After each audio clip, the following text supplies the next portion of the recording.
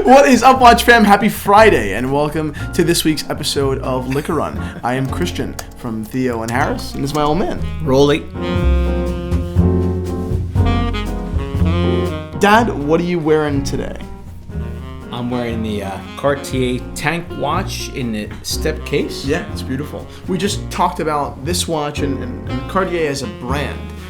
Last week on Liquor Run, we talked about Andy Warhol and what makes a great watch band a great watch brand. And sometimes it's something that is maybe to a lot of people a lot less impressive. But truthfully, Cartier speaks to people.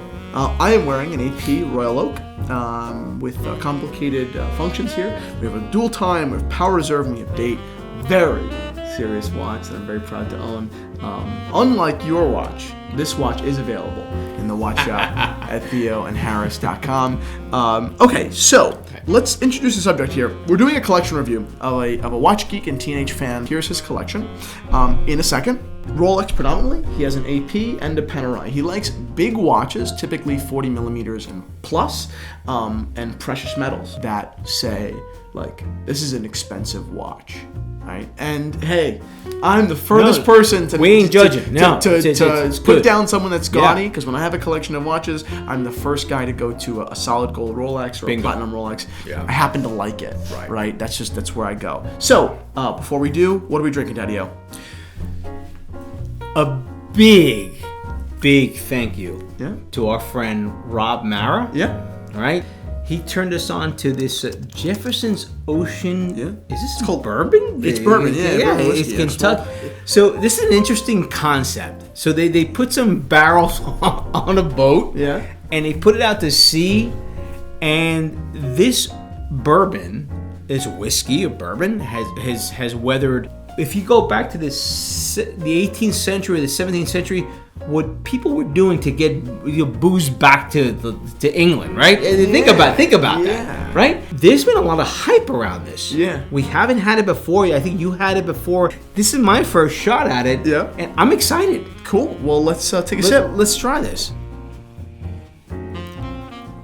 I can't smell. I suffer from a condition called anosmia, and I can't smell. So right away, before we get into our discussion. Yep. Right, so they tell us that there's a dark rum and things going on, and completely dark rum is immediate. Completely agree with that. There's a sugar kind of cane absolutely. taste. There's a sugar burnt caramel. Absolutely, burnt caramel. Very, very good. This is delicious. Yeah, it's really tasty. This is delicious. So two things, right? Number one, Jefferson's Ocean. Thumbs up. Yeah. Number two, Rob Mara. Thank you so much. Double thumbs up. Rob, thank you. You're a gentleman. Awesome. So let's talk about the topic. We used to do collection reviews on Theo and Harris, and it became really difficult. I stopped doing them because of how hard they were, and now I want to revisit them with a guest because I think that they'll be easier in tandem. Okay, so let's list the watches. Right. A quickset Datejust, two-tone on a Jubilee bracelet with a diamond dial. Right, diamonds on a man's watch. I happen to like them often. Many people don't, but they definitely say I'm into being expensive. Right, like I'm not a cheap date. Second, we have a Panerai here, a reference. A PAM321. This is a 45 millimeter watch. I think 44 millimeter watch. Big watch. It's a big watch. It's a 3-day power reserve. Power reserve actually is a very interesting function. I'm not sure how many of you guys know this out there. Panerai historically shifted originally from Rolex movements into Angelus movements. Angelus is a vintage watch brand. Okay. Because the Rolex movements, although great, didn't have the power reserve that Angelus did. Angelus had 8-day power reserve, right? So the problem with the Rolex movements is the biggest problem that the Panerai company was having with their watches from the divers was overexposure to wear with winding. Winding, yeah. So Panerai said, wait, if we can, reduce the friction frequency of gear wear winding from 1 day to every 8 days, we've got a watch that will last longer. So power reserve is actually a big thing in Panerai. Sure it although is. it doesn't really get the credit it deserves. Next, we have a two-tone blue Submariner. Not a watch to talk about very much, not much to say, just a beautiful watch.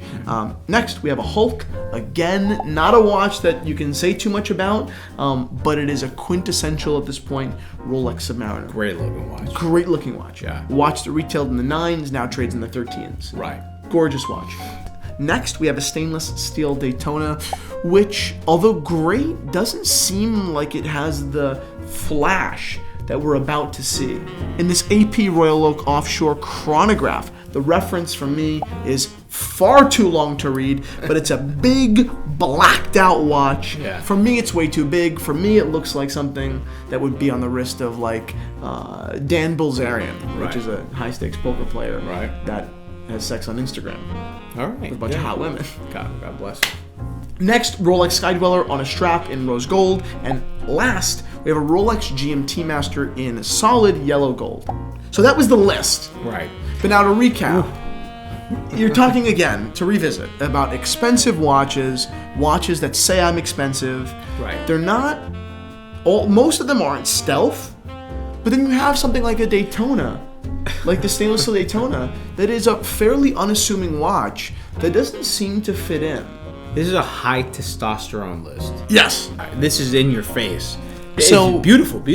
Great watches. Beautiful on their own. So seeing their watches, Yeah. what do you recommend? Where do you think that he should go? Should he add a watch? Should he replace a watch? I know where I'm going. Where are you going? I'm going with the Daytona, like a platinum Daytona. Woo-hoo! Seriously, yeah. I mean, God bless you. This is an incredible list, and I dig where you're going with this, but platinum Daytona, man. I mean, because it's got the heft. The question becomes, how do you get to a platinum Daytona? That you could liquidate a little bit and be able to kind of build up to it, and then of course put extra cash on top. A nice little strategy there. Yeah. The problem with liquidating the Datejust is it represents to me probably an early stage of his collecting, because the Datejust is dissimilar to the rest of his collection. I think that it's probably sentimental. Sell his steel Daytona and his blue Submariner. Okay. He already has a Submariner, and he already has a solid gold GMT. So there's repetitiveness going on here. There is. Or you could do a white gold Daytona. You could trade up your steel Daytona and your two-tone Submariner, basically for a white gold Daytona. Right. That is a great move. It's a good move, yeah. So he's heavy into Rolex. Yeah. How heavy into AP is he? Because there's an opportunity there to expand the collection. Definitely. Trade up into the white gold Daytona. Pretty cool. Or ante up. Right. And really go into AP. Right. If you're gonna buy a steel AP, I would sell your Hulk. But otherwise, go into a precious metal AP, Royal Oak, not Offshore, a regular Royal Oak. I think you're gonna be thrilled. Yeah. Thank you so much for sending in your collection. Thank you. This is awesome. I had a lot of fun, Daddy-O. Thank you for sitting down with me. This is different for me. Collection reviews have historically been pretty hard for me because it's so much information and it's so hard. But sitting down with you made it a lot easier. Thank you again to Rob Mara for the Thank you, bottle Rob. of bourbon. Salud. Adios.